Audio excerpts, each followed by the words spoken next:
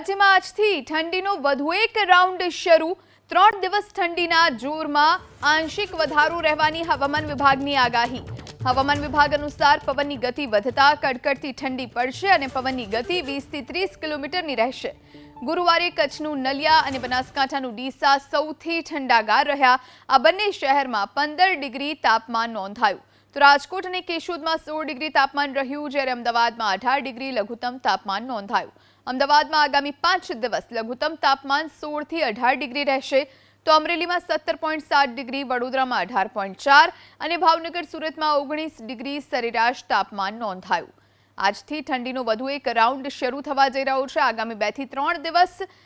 20 થી 30 કિલોમીટર પ્રતિ કલાકની ઝડપે પવનનું જોર રહેવાનું છે રાજ્યમાં ઠંડીનું જોર વધવાની હવામાન વિભાગે આગાહી વ્યક્ત કરી છે તો અમદાવાદમાં 18 ડિગ્રી જેટલું તાપમાન નોંધાયું અને હજુ 16 થી 18 ડિગ્રી તાપમાન રહી શકે છે